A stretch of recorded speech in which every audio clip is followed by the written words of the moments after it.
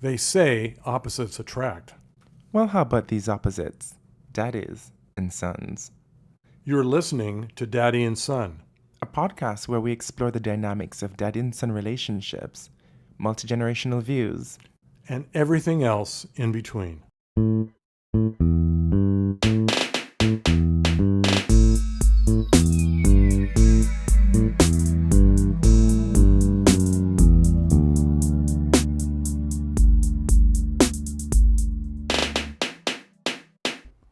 Welcome back to another edition of Daddy and Son. I am Son. And I'm Daddy Norm. It's been a week, I know, and quite a bit has happened. Welcome back, welcome home. How was Lisbon? Portugal was wonderful. I totally, highly recommend it. Why do you say Portugal as if you didn't go to Lisbon specifically? Well, Did you go to other places? Yes, I did. Yeah, I saw Sintra. I saw Porto. I was moving around, trains, boats, and planes. Well, no boats, but anyway, I could have used a boat. But it's a great place. It really is a wonderful country. It's civilized. The food is great. The people are very hospitable. And there are a lot of tourists, folks. So you went on planes, trains, and automobiles. Mm-hmm. Yes, even automobiles. And loved the trains. I took the train between Porto and Lisbon and pretended I was one of the countrymen. Interesting. Did you find any sons out there? Oh, there were lots of sons out there, but I didn't touch. I see. You behaved yourself this time. Well, All right. I was a tired tourist at the end of the day, I'll tell you. But you were only there for like 7 days. Well, maybe that's the reason why you were a tired tourist. I mean, jet lag alone, I don't have the luxury of spending 3 and 4 weeks out of the country and taking my laptop work with me at the same time. Well, you know what? Because what I'm not going to do is be throwing shade on your first return. Thank you. I'll give you a pass. You're due for a trip pretty soon, aren't you? London, is it going to be, or Argentina, or where are we going? No, that's next year. Oh, Yes, London. That's correct. London Heathrow. The people doing all the moves. What did you for the first time? I think I'm gonna be the one asking this. What did you bring for us this week? Oh, what are we drinking, you mean? Yeah. Well, it's Luigi Bosca from the vintage section of the LCBO. Very nice Argentinian red, Malbec. Nice. I'm a Malbec fan. One of my favorites, Yeah, actually. Isn't that funny? I brought the one that you like. One of my absolute favorites. Thank you, Daddy. Cheers to that. Cheers. There we go. Lovely red wine. Yes, very nice, folks.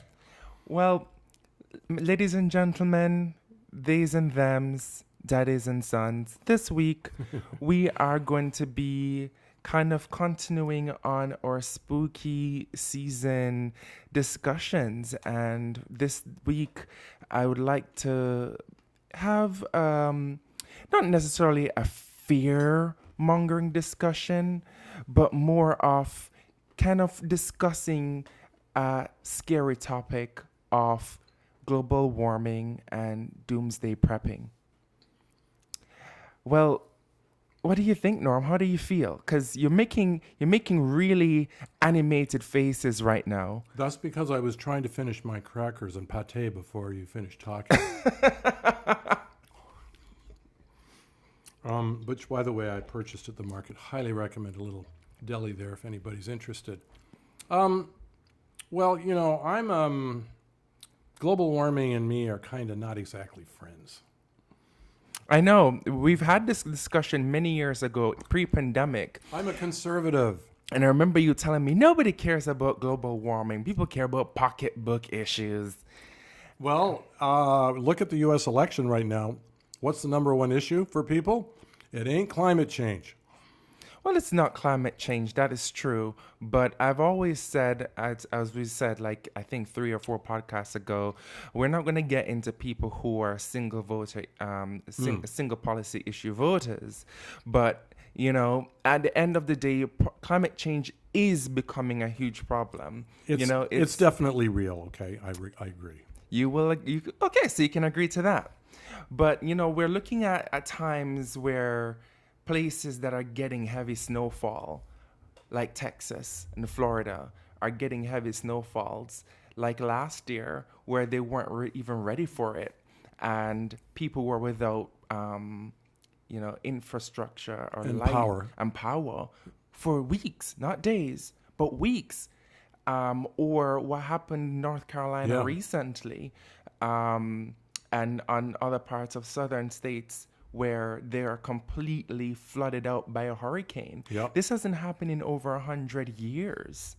And, as I saw this on the news, I found it rather scary. And the reason I found it scary is maybe it's from my perspective as a son, because I'm now, in a week, I'm going to be 32.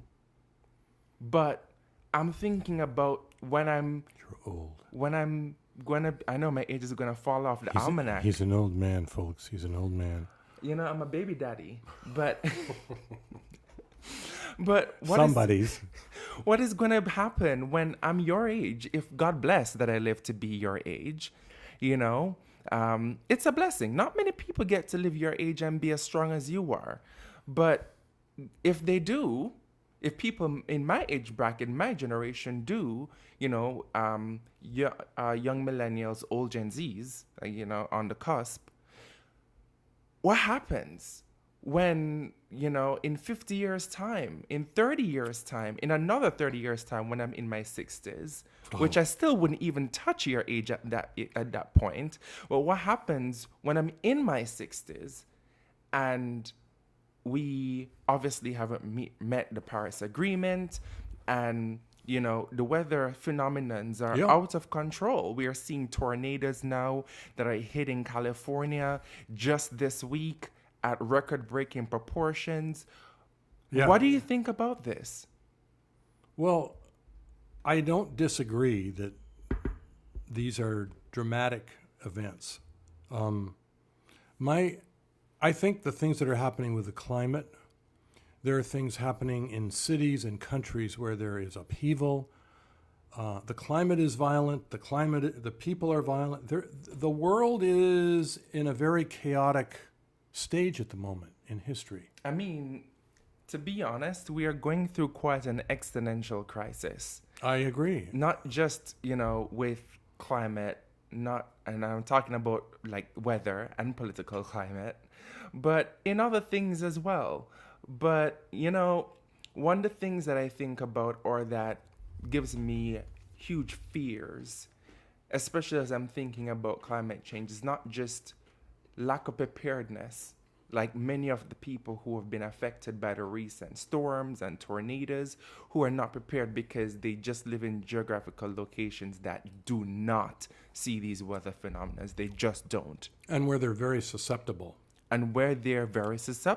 Yeah. I start thinking about it from my perspective as to where I live or where I'm planning to live, whether that is here in Toronto or in BC. And I'm thinking to myself, both places aren't used to severe weather conditions, whether it's snowing in BC, which happened last month, where it snowed and had severe sunshine in the same day. It was 30 degrees at one point, and then on the next part of the day, it was snowing. Oh, yes. Oh, really? Google it. Was that in Victoria or Vancouver or in the interior? Vancouver, Upper Vancouver. Well, you're near the mountains there. That's probably why you got the snow. In one, like literally same day, it's 30 degrees and then the next moment it's snowing. It's just like, imagine not having the right tires and you're driving the kids home from school and then boom, it starts snowing and then you crash and die. Not to sound so dramatic, but these things do happen. You wasted your carbon tax. Not buying the right tires. Don't get me on carbon taxes, folks. Anyway. Or look at the people who, what they said right now, over 200 people died from the recent storm that hit last month. What is, Helene? Helena. Yeah. Yeah, over 200 people died. No, it's terrible. No, there was it was a horrible event. I mean, I saw images of people, like when the water started receding, people, their bodies hanging from streets, people, their bodies. my goodness, I didn't see any of that. Well, it wasn't on Channel 2 News. Of course, the mainstream. No, these are videos that were circulating around the internet. Oh, on Reddit? Or on what is it that you listen to? That's On Reddit, yeah. Reddit, okay. On Reddit. You see images of people, families, like complete families, drowned in their own homes because they couldn't get out in time. It is absolutely terrible. And so I started thinking to myself, us, and even for international folks who may not live in areas that are susceptible to freak weather, what are you doing for preparedness? Because at this point, I don't necessarily think that there's anything individually as people that we can do to reverse the course of global warming. I agree. Call me pessimistic, but I just don't think there's anything we can do at this point. You are realistic. You're not pessimistic. You're realistic. There's not a lot we can try, and that's why for me, climate change, I kind of shrug and say, well, okay, yeah, it's coming, it's here, but what do you want me to do about it? Do you think carbon taxes are going to make it go away? Or that's kind of my attitude a little bit. But you're right. I mean, the damage that came from those storms. Well, you're a lobbyist. I'm actually not working at anything right now. Well, and if I lobbied, I would lobby against You're people retired, being but that taxed. doesn't mean that you aren't something that you are. If I retire tomorrow, that doesn't make me any less of a chemist or a computer scientist. So you're a lobbyist. Wouldn't you agree to some level that a huge part of the issue is that there isn't enough lobbying or there isn't enough budget or money being circulated for infrastructure to support renewable energy? Not just renewables, but clean energy. Well, the transition to clean energy isn't an easy one. I mean, look what's happened in Europe, where they've hit a plateau, and now they're having to go back to coal to generate the power in order to generate the clean energy. So, clean energy is a great sounding thing, but it takes sometimes a little dirty energy to generate the clean energy. And this is where I think research and development is necessary. I'm sure it's going on, too. I think the closer we get to either clean, complete nuclear power, yep, or quantum computing, even though that itself may take, as researchers have shown, quantum computing itself may take heavy amounts of electricity, which also could impact the planet. So that's a whole other conversation in its own. But again, I think it's slow because we're not putting the money where it needs to go. Well, it's funny you mentioned the quantum computing, because we talked a couple of weeks ago about AI and how much more energy is required to power AI servers. Yes. And we read, I think in the press here in Toronto recently, that the Ontario government has said, we got to step up the power generation capacity in this province because we've got more people, we've got more infrastructure, and technology requires more. And it's not just here, it's all over the world. We're finding we've got to generate more electricity. How do we do that? It is significant. It is significant. And it's going to put pressure on climate change. It's going to put pressure on the planet. And a good case in point, if you didn't know, about the current Elon Musk scandal in Memphis, in Tennessee, where they're building this massive supercomputer and data center. Mm-hmm.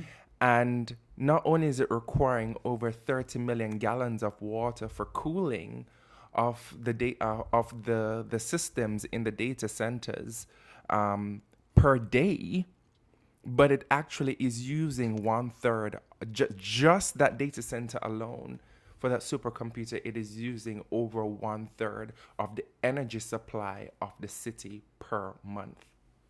Wow. Which city was that, or do we remember? Memphis. Memphis. Now, if y'all been to Memphis, they got a fine jazz scene, and there's some good places to get ribs down on Beale Street. Never been. It's on the list. Mm-hmm. I actually did it recently with my UK visitor, a bitters making class, and one of the guys who was leading that bitters making class, and a quick sidebar on that, he actually was telling us that we should consider doing, I think it was, I don't know if it was Memphis or I think it was in Nashville, but the Jack Daniels distillery tour. And he said it was quite something, even just the lore around it. So that is something that I want to add to my bucket list. I really, really do. Well, Jack Daniels is definitely from Tennessee, honey. It might be Knoxville, actually. And not Nashville. You know, I'll do a little research while we're talking here. Oh, okay. Yes. So, you know, real-time research. real time. It's not on, but it's not on climate change. I do that all the time on my laptop. All the time. You know, one of the things that I, like I said earlier, that I'm really curious and I would like for us to kind of explore is preparation. Mm-hmm. A big part of my job now in cybersecurity is incident response, having a plan. Yes. You know, incident response planning, and how do you respond to cybersecurity attacks in the face of not just operational but security incidents. And the difference between that is an operational incident would be something like what happened with CrowdStrike back in July, where CrowdStrike went down because they were doing an update that pushed to kernels, and that update then caused every single machine that had that what's the word I'm looking for? That every single machine that was connected to CrowdStrike server to go down, that is a Windows endpoint, right? Yeah. That's operational, but a security incident would be something that is where a threat actor decides to exploit a vulnerability. It's an intervention by someone. In a malicious manner, Yeah. Correct. Yeah. So, but it doesn't matter if it's an incident is an incident, and downtime is downtime, and a tragedy is a tragedy. And it had me thinking about my own life, whether that is technological issues that are caused by climate change, whether that's, mercury being in Gatorade, or retrograde, or solar flares, or power outages because something is blown, whether it's a transformer or a power plant. Or it could easily be hacking terrorism, right? Hacktivism. It could be, we've seen this happen before, where hackers have increased lie in the water supply in Florida. That happened 2 years ago during the pandemic. So these are things that are not very far-fetched, but when I'm thinking about it from a natural disaster point of view, especially because global warming is a man-made issue, to some extent, but we don't really truly know. It's a man-made issue. That's a scientific fact. Well, hold on a minute. The history of the world has had periods of warming and cooling. Oh, that's true. Long before there was any human beings on the earth. Oh, no. Let me rephrase that. Okay. The concept of global warming as we know it today has been accelerated. I would agree. By human intervention and human needs and human growth, yep. Capitalism, etc. Thank goodness for capitalism. We wouldn't have jobs, but carry on.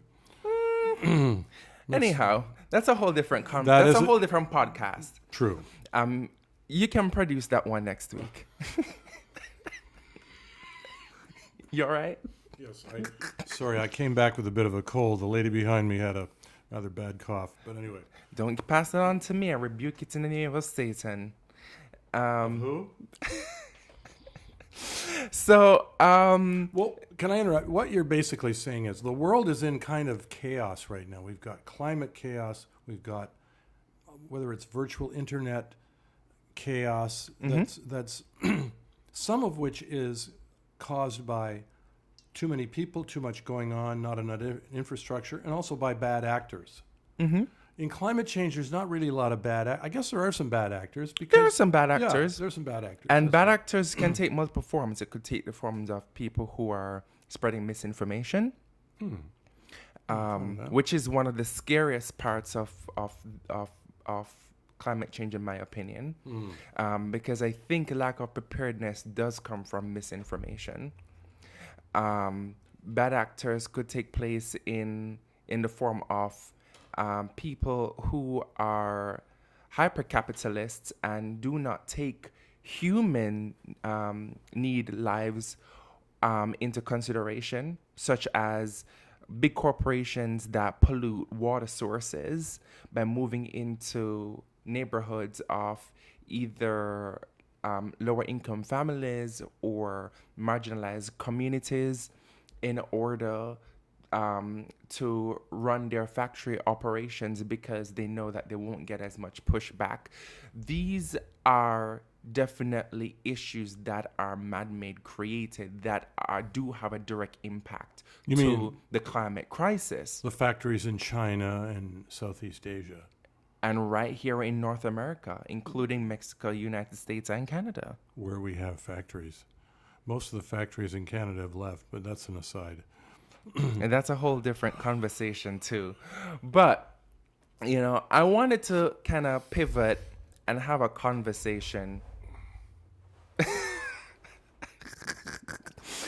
Sorry, folks, I was pivoting here. Literally. You had to be watching in order to see me pivot. And just kind of have a conversation about preparedness. I mean, this may not be something that is on your radar, and it probably never will, because you're more focused on quality of life or end of life right now, and I get that. Well, I'm I'm not focused on end of life because I don't know when it's going to be. Well, I think that's what the very definition of retirement is. Well, retirement is not my middle name right now. Okay, so let's get away from that. But, what was your question? Because it got me thinking. What are you doing for preparedness? Well, and what are your thoughts on preparedness? Well, what I think the world is undergoing a whole lot of stress. It's undergoing geological stress. We're seeing more earthquakes, climate stress. It's going through people growth, hunger. There's a lot of bad stuff in the world. And there's a lot of wars.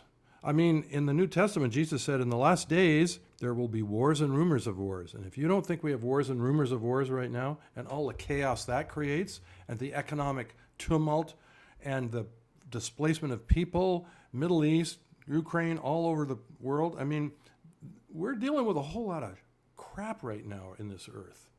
How does that affect my day-to-day life? I got to be honest with you, it doesn't a whole lot. I think about it. I'm interested in what's going on, but how do I prepare for something that I don't know what or when it's going to happen? I'm not worried about a hurricane in southern Ontario.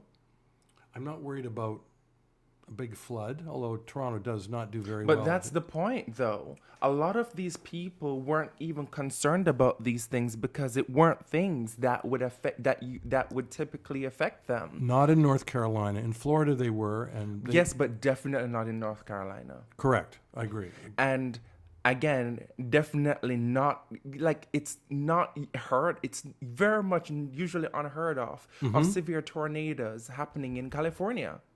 It's just not a thing.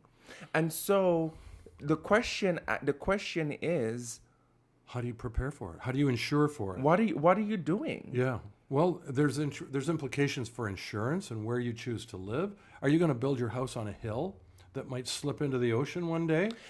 Like that would be. Speaking of that, I was actually reading a Reddit post of a guy because I went down a rabbit hole in like researching this, and there was a guy who a lot of people, he was talking about how he built his house on stilts from one of the towns in North Carolina that were severely affected. And he was talking about how he built his house on stilts, and he got like even recommendations from different people, different specialists, including geologists, as to if this should ever happen, how much water, what would the water level be if there should be a flooding. And he built it just about I think, inches above that level. Holy Toledo. And when the flood happened, it had just barely hit that level. Wow. So above where he had built it, given his margin of error. And, but he was prepared. And a lot of people thought he was crazy because he had just had this random house on the street that's on stilts. Kind of like the Noah of North Carolina. Yeah. No, Hey, Ma, the rug is still dry. The carpet is still dry. The car's been flooded out in the downstairs basement or in the garage, but the carpet in the living room is fine. But, I start thinking about, I start going down these rabbit holes, and I start thinking about, the obsession with all the rich and investing in the Mars project and the space, not the space race, but the space colonization race and investment in space colonization. And it has me thinking, what do they know that we don't? Well, I'm not interested in living in Hell, space. by 2030, and this is Elon Musk's company, again, going back to him, they plan to send the first test group of people to live on the moon as a test trial for 5 years. All right, let's be honest. Who wants to live on the moon? Well, it's not a matter about who wants to live on the moon, but if the Earth is going through Armageddon, it seems like a very safe choice. No. If the Earth is going through Armageddon, the Earth is finished. There ain't going to be anybody going to the moon. Okay, let's be clear about that. And as a Christian, Tell that to the rich people. No, but there, there's a theological component to this discussion. That is, one day the world is going to end. God is going to call time out. And the last days before he does that are going to have a lot of chaos, a lot of war and violence, climate, earthquakes. We're starting to see the first signs of the end times, in my opinion. Well, you know what? I'm taking a less spiritual or esoterical approach and thinking of it from a more scientific point of view. And that is, and hear me out, the world goes through these changes. Much like you said, we've gone through different periods of warming over time. We've been through 7 ice ages, as an example. And one meteor shower that basically erased the dinosaurs and cleared out the Jurassic period as we know it. That's amazing to think about that, isn't it? It is. Just imagine that happening. So shout out to all the paleontology nerds out there who know what I'm talking about. And if you find a fossil, you get a free copy of our podcast next week. I'm thinking it's already free. Well, anyway, go look for a fossil. Maybe we can give them a Who's Your Daddy shirt. Maybe. But, it's one of those things where, just to think about it from that perspective, I think that what will remain is the earth. I think who will not remain is us. We, the human beings who write these stories, like the Bible, and I believe that the Bible, even though it's a book of stories, right? I believe that these stories were written by scholars, biblical scholars, from a place of informative and, yes, scientific beliefs based on what they have seen or observed during their times when they inscribed whatever is it that we're reading on paper today from stone. That's my thought process. I'm taking a more scientific approach to this. And so I think that a modern approach to thinking about the Bible would be looking at how will we prepare? What is our incident response? What is our incident response plan to these situations should it ever happen? Even or especially if you find yourself living in a space where these phenomenons or these phenomena never usually happen or never happen at all. I think we live in a time of surprises and shocks. And I don't know that you can always prepare for the worst. You have to have your heart and your life right with God. That's my Christian. I look at this from that's my worldview. I mean that's where That's I, it. That's Just where having I your approach heart things. right.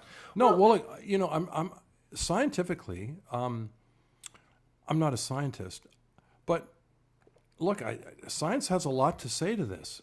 I don't. Science is fine. I mean, we're the climate is warming. There's no doubt about that.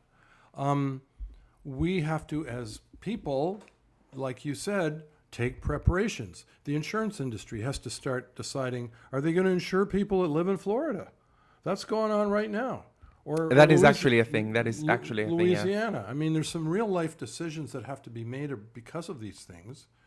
But we can't stop living. We got to continue to love. We got to continue to grow and have families and look for work and all that stuff, right? Oh, I agree completely. But here's some things that I think about when I think about IR. When I think about IR, I think about IR? incident response. Oh, okay. I think about looking at the skill sets that we have. Right now, we live in a day and age that does have a leaning preference towards skill sets and jobs in technology, like programming and coding, research and development, business development, stuff like that. Science. STEM, correct. Yeah. STEM, well, STEAM, I guess they call it STEAM now. STEAM. Yeah. STEM. Science, technology, engineering, Oh. arts, and mathematics. They've decided to Arts? throw arts in it because architecture, Oh. architectural design, carpentry, stuff like that are also now roped into the STEM industry. Because they provide alternative ways for building infrastructure. Correct. Give me 5 stars for that answer, please. And so I started thinking about it.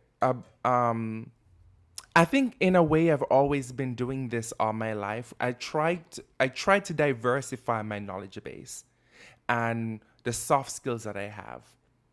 Whether that's negotiation skills that will probably come in handy in a time where, money is not necessary. Money is used as something to burn to get heat. Just extreme cases. And maybe the what you need is to barter. And a huge part of bartering is negotiation. It's trying to give someone something that is of value to them, that is of value to you. I can't with you, stop. And convincing that person that what you're giving them is of value because what they have that is of value to you, you want it. That's bartering, right? Which existed before the days of legal tender. Yeah, before currency, before money. Right. Whether that's negotiation skills or learning how to sew, learning how to cook, especially cook That's what I'm on a doing. campfire, learning how to start a fire, learning how to... I did that at camp once. I mean, it's an important skill. Well, it is if you don't have a furnace or a stove. True. Which there are a lot of people in the world who still don't have furnace or stoves. Let's not discount that. There are a lot of people in the world that don't have a house I mean, to put those in. Or whether it's things such as just I try to go camping at least once a year, and I do it typically for a minimum of like 3 to 4 days, and it's not like camping Tent? It's not tent camping. it's like backwoods camping Is it tents or cottages? no, tent camping, Oh. where you have to hike for 22 kilometers with and everything that you're going to have to use for 4 days is in that backpack that's on your back. Thank you. And I try to do that at least once per year. And the reasoning behind that is I need to know that if the comforts of life is stripped from me, am I able to make myself comfortable in a space where it is uncomfortable? Whether that's skills of like learning how to ride a horse. Let's say most vehicles today have computers inside of them. They're electronic components. True. Right? I know my vehicle is fully electronic. There's more computers in cars than there were in the first, when John Glenn flew around the world back in 1963. Who is that? Daddies will know who he is. I need to go. He was a Google senator that. from Ohio and also the first astronaut who went around the Earth in a satellite. Interesting. In a what do you call this thing? Not a satellite, but in a space shuttle? A spaceship, yeah. Interesting. Okay. Well, we know whether it's cars that won't be working, because the power grid has gone down and cars can't charge. We've actually seen this happen when people were trying to evacuate Florida. Oh, yeah. For Milton, it was on the news. People were saying that they couldn't even access charging stations for their vehicle. So a lot of people who had electronic vehicles were stuck. Elon Musk and your Tesla, where are you? They were stuck And you in a situation like drive this. what type of vehicle again? Ha ha. We all know I drive an EV. But I love my Mustang. I love my Mackie. And I would not give it up for anything. But if vehicles were unavailable, I do know how to drive a standard transmission. I do know how to drive a vehicle that was made before 1991. And I do know how to ride a horse. And that's what I'm talking about. Like knowing how to drive standard transmission, knowing how to drive an older vehicle, knowing how to ride a horse in case vehicles aren't available. If you had access to one in order to escape from a particular incident. Correct. Yeah. Or as a means of transportation. Again, thinking about... You're anticipating how to prepare for an event. How to prepare for things. Yeah. But those are little soft skills that I've been acquiring over the years. Learning how to fly a plane. Learning... You've done that? I have a pilot license. I didn't know that. Well, what the hell have you taken me on for a ride, for crying out loud? You know how much I like being up in the air. Well, I'm only qualified to fly cargo planes and Cessnaks, but... Put me in a box, honey, and I'll go along for the ride.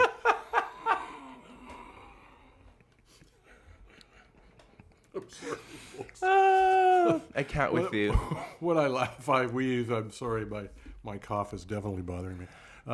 But, I think some of the little things that we can do is making sure that we are stocking up. Mm-hmm. Even if you don't have the space, you live in the city, you live in a small shoebox, stock up when you should have lots of tuna fish, egg salad, non-perishables bread, on sale. Water. Buy them up. Water. I've thought of water. If you look into my closet right now, I have a Costco closet. You'll see everything from water to canned tuna to packets of Uncle Ben's rice, nuts, legumes. I have everything in there just because you never know. You do laugh. Your face is so red. Stop laughing. Stop. Remember during the pandemic when everybody was rushing for toilet paper? Oh, yeah. That was one thing that was never an issue for me, because one thing I love to do when Costco have sale, I'm always grabbing up a toilet paper. I'm always grabbing up a Bounty. Well, exactly. By the way, it's still on sale. As earlier this week. This is supposed to be scary. Stop laughing. No, I'm sorry. What I was laughing at was, I was watching an old edition of Seinfeld. Now, those of you who are sons probably don't know who Jerry Seinfeld is, but it was a very popular hit show in the late 80s and 90s, Okay. which now runs on reruns. And in Toronto, you can watch it on CTV at noon. If you get tired of the news, you flip over to Jerry Seinfeld. And today it was Cosmo went to Price Club and filled up his car with all kinds of crap, as the equivalent of Costco. Big cans of tuna and spaghetti and all that stuff. He knows what's up. Yeah, that's right. And toilet paper and other things. That's what you need to do, especially if it's on sale. Buy it up, start stocking Well, up. if it doesn't go bad, get it on sale. I agree. You never know. Simple things like that. But when I was going down my doomsday prepping rabbit hole, and this is the final point that I have to my IR, one of the things that people were talking about was just having a plan. a prepper kit Okay. In your car or in your back. in your car or in your closet. Just a little backpack that's ready to go. If you had to grab it in a hurry. And there are some of these, there's some sites that do have some of these prepper kits prepper kits that you can buy. I mean, they go up from as low as $400 to $4,000, depending on how stylish you want them. I was looking at some online and it's crazy. Well, I think the thing is, what should you have in that? Exactly. And, I don't have a prepper kit, but that's something that I'm going to slowly start over, especially because of the dramatic change in weather phenomena, especially affecting areas that never usually happen. I mean, look what happened at the DVP this summer.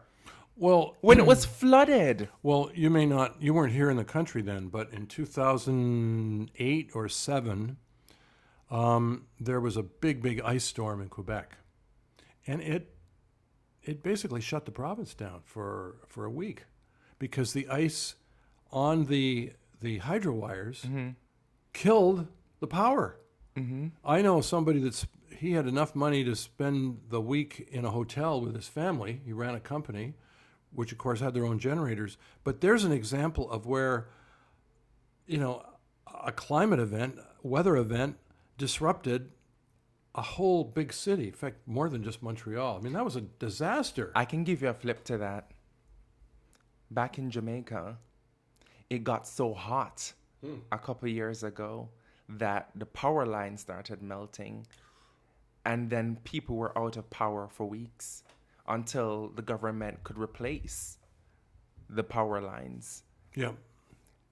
Get new power lines shipped into the country, and it's the Caribbean, so it's going to take a while to get the power lines in, and then have the energy company workers replace those power lines. It was a hot mess, no pun intended. And that's a very also extreme case. That did happen. Yep. Google it if you don't believe me. And I bet you 99% of the population had no idea this was going to happen. They had no pre-advance warning. They didn't know what to do. What a horrible way to live for a few weeks. Exactly. Without any and so, sustenance. And so thinking about the kits, one of the things that I was thinking about was just having something that could take me for a couple weeks. Okay, what would you put in it? Let's talk about. So first of all, your bag, just to kind of close this out. First of all, your bag, you want to make sure, and this is again based on the rabbit hole that I went down in Reddit, and advanced a lot of the doomsday preppers were talking about. You want to make sure your bag is a fireproof bag, a fireproof and a waterproof bag. Right now, I got the bag yesterday, and I have it's called from a brand called StormTech. It's a waterproof, fireproof bag. It does have a section that you can keep electronics in, like laptops and your phone, securely and safe. It's a pretty massive bag. It's almost like a hiker bag. So it can hold a lot of weight, and it does have a lot of volume inside of it.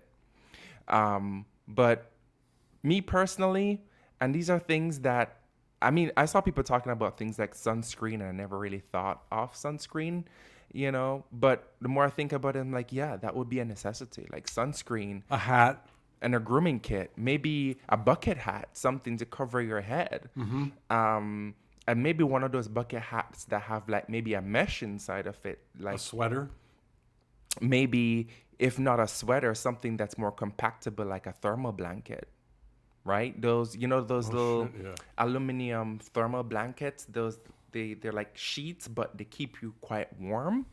A thermal blanket, of course, you want to have that in the bag. Some canned goods, enough food to last you for a couple weeks, maybe. That's going to be a pretty big bag you're hauling around. It's not pretty big. I've gone camping before, and gone camping for a week, and everything fit into one small, well, not small, but like a medium-sized hiking bag. Book me a hotel, honey. You want to make sure that you have like fire rods or fire starters, maybe flint or waterproof matches. You want to make sure that you have maybe, They sell those on Amazon? yeah, Okay. you could probably have like a two-way radio as an example, or a satellite phone in your kit. Or you probably just want to have something to keep you occupied.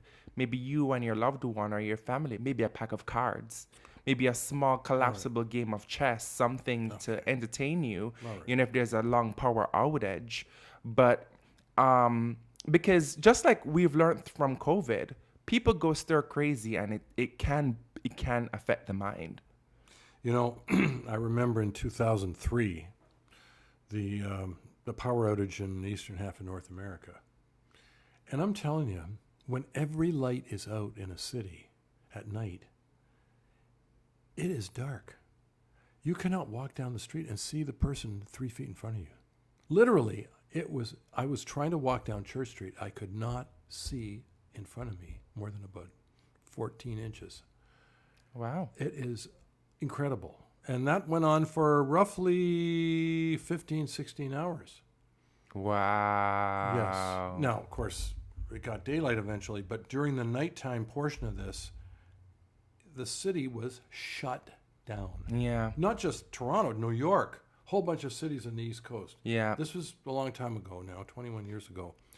Speaking of which, batteries and flashlight. Yes. Having that in your batteries. kit as well, batteries and flashlight. This may be one of those rare times that you probably don't want to have rechargeable batteries. You want to have like really strong, a really good brand of disposable batteries that you can, lithium batteries that you can use, lithium ion batteries. I was also thinking that based on some of the recommendations I saw on Reddit of what people should have in their kit, grooming supplies, but not like, you don't need like, hair gel and stuff like that. No, I see you touching your head. No. Don't you think you should have a little hair gel? That's not essential, honey. Maybe like nail clippers, maybe a soap bar, not body wash, because that's 99.9% water, and that's going to take up a lot of space in your bag. So you want something that that's antibacterial, that you can use for multiple things. Maybe wash your clothes, wash your hair, wash your body. Maybe something like an antibacterial bar or like a carbolic soap bar. Have that inside of the pack as well. But a lot of these things may be expensive if you buy it as a kit from a lot of these prepper sites. But buy your own stuff. You could also just buy your own, like what I'm doing. I got my stormproof bag yesterday, and I'm going to slowly start taking my time over a couple months, maybe to a year, and maybe little buy things as I see them on sale, maybe on Amazon, maybe at Costco. Maybe if I see one person recommended in their kit that they have a metal first aid kit. I never thought of that. A metal what? First aid kit. First aid, oh. Because, a lot of first aid kits come in plastic. But if there is like a severe fire situation, right, you don't want a plastic first aid kit. You really want something that's that can handle it. So you may want like a metal first aid kit. So I was thinking about that. I'm like, I these are things that I probably slowly want to start acquiring. You never think about a first aid kit until you need one. It's like insurance. I think you probably need a set of barbells because you're going to need to strengthen your arms to carry all this crap when you have to No, get that's out of the that's the place. bag, because the bag is heavy enough. You can exercise the bag in your hand, but do some deadlifts and some squats. Well, Noah, Alex, I'm impressed at your anticipating the worst. No, I'm Noah's Well, Ark. that's my job. And we've got Noah's Ark and we've got Noah's emergency bag. Well, most people are not going to get quite as dramatic about that. I think people are going to look to government. Hey, what are you doing? And I guess the question is, from a public policy point of view, is what are our public officials doing to prepare for climate-generated, particularly climate-generated, catastrophe? Catastrophes, yeah. Well, that is a fair question, but how much do you want to sit down and wait on the government in a moment of crisis? Fair enough. It has to be some of your own personal preparation. It has to. You have to take. Each of us have the right or have the responsibility to Okay. I agree with you. And the question and the way we do that, and this is how it's called scenario generating. What is the worst that could happen? What are some of the worst things that could happen in Toronto, for example, or a big city that would cause your life to be so disrupted that you would have to perhaps live away from home for a period without access to a store, a bathroom, a shower, a car, a food. That's the kind of what's the worst that could happen? Where could it happen? And what would you need to prepare for that? Well, I'm not going to answer that. I'm going to leave that to our audience. If you have the answer to that, you can send that over to Daddy at Daddy and Son over our email. That's daddyandsonpodcast@gmail.com. DADDYANDSON podcast@gmail.com. I think, a healthy dose of skepticism and preparedness never hurt nobody. And I'm going to be over the next year, because I'm scared. I'm scared, and I'm going to start, putting my kit together. I'm going to start putting my kit that if anything happens, I can just grab and go. I just have that ready, have that in my closet, just put down for any reason. Could you do one for Daddy too while you're at it? You don't need it. I don't think you'll be here much longer. Oh, you bitch. Thank you for listening to today's episode, everyone. If you made it all the way to the end, follow us on Spotify, Apple Podcasts, and subscribe to our YouTube channel, Daddy and Son. And what do you want folks to know? Daddies, be kind to your son. Daddies, be kind to your sons. That's my line.